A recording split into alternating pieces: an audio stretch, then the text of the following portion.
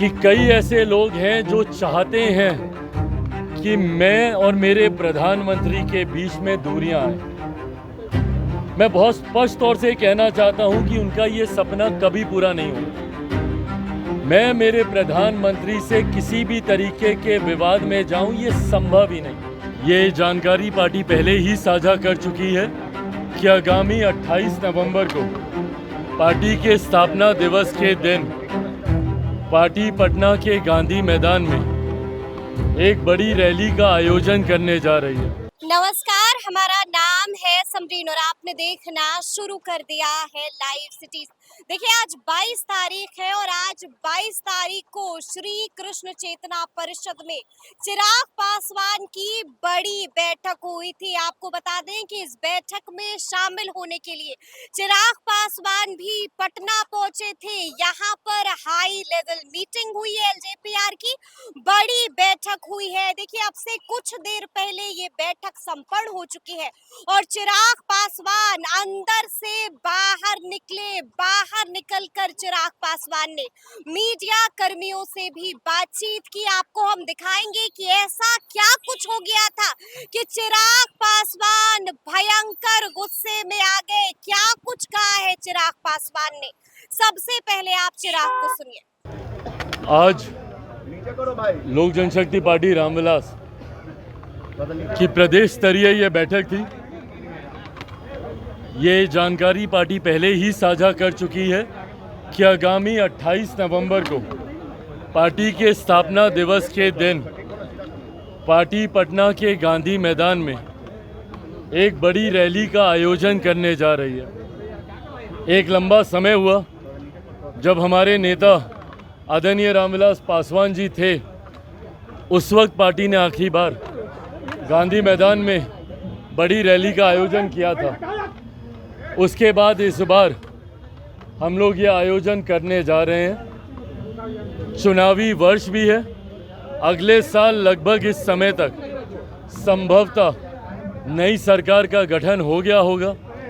ऐसे में गांधी मैदान से चुनावी शंखनाद की भी ये शुरुआत होगी।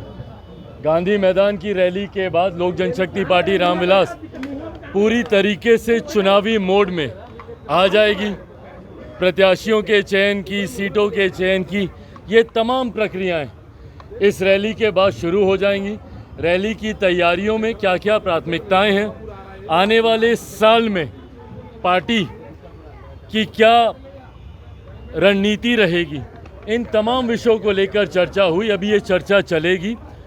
हमको दिल्ली वापस जाना है, मंत्रालय का कार्य है, पर अभी ये बैठक कुछ समय और चलेगी और तमाम लोगों को जिम्मेदारियां तय कर जवाबदेही बांधने की सोच के साथ आज का ये कार्यक्रम बुलाया गया था। झारखंड चुनाव को लेकर कोई नाराजगी आपकी तैयारी में और दूसरा सवाल लेटरल एंट्री, चाहे आरक्षण, चाहे वक्फ बोर्ड का मुद्दा हो, कई मुद्दों पर आपका सरकार से अलग स्टैंड रहा है, तो क्या अभी भी नाराजगी है? भाई, मैं एक बात मैं स्पष्ट कर दूं कि कई ऐसे लोग हैं जो चाहते हैं कि मैं और मेरे प्रधानमंत्री के बीच में दूरियां आए।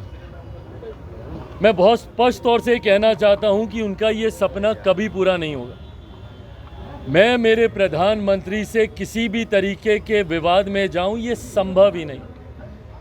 मैं भी कई जगह देखता हूं कि झारखंड को लेकर एक सीट दी तो चिराग पासवान नाराज हैं।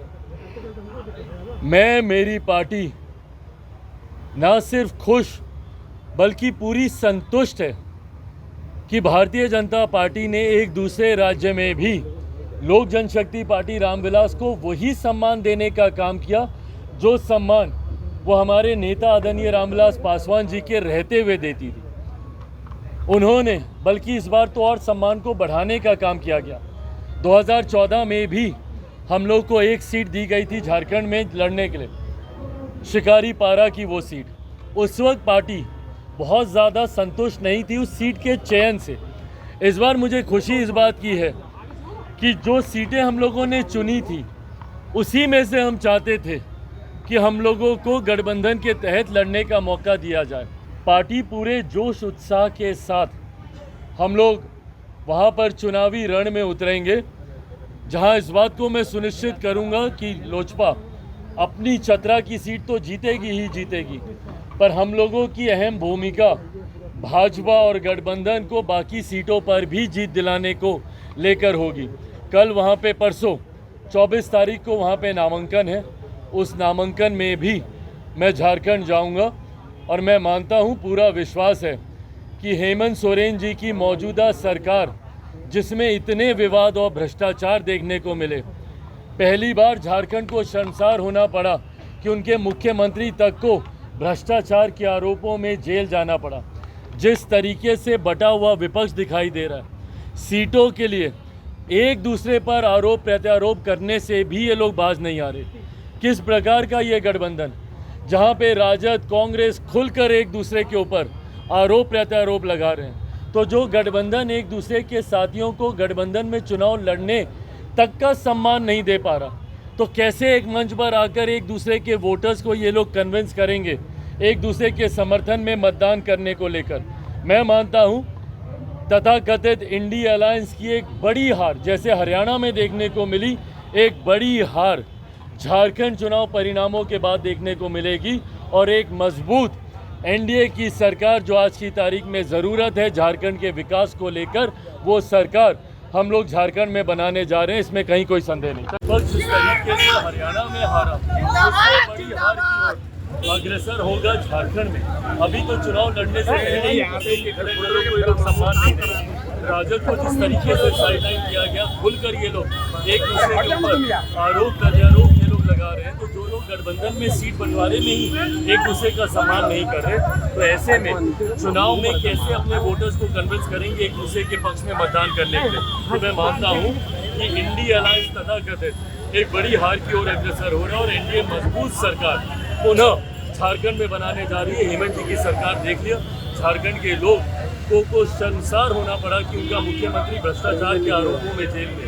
तो सुना आपने क्या कुछ कह रहे हैं केंद्र मंत्री चिराग पासवान। बड़ी बैठक संपन्न हो चुकी है, चिराग पासवान भी बाहर निकल चुके हैं और बाहर आते ही क्या कुछ कहा चिराग पासवान ने वो भी आपने सुना है। बड़ी बात कह दी है और महागठबंधन को लेकर के, इंडिया अलायंस को लेकर के भी चिराग पासवान ने बहुत कुछ कहा है, बड़े बड़े कटाक्ष भी कस दिए हैं। तो अब देखना होगा कि आगे आगे क्या कुछ होता है। तो फिर ये पूरी वीडियो आपको कैसी लगी है कमेंट करके हमें जरूर बताइएगा। तो ऐसे तमाम अपडेट्स के लिए ऐसे ही हमारे साथ बने रहिएगा और देखते रहिएगा लाइव सिटीज। बहुत शुक्रिया।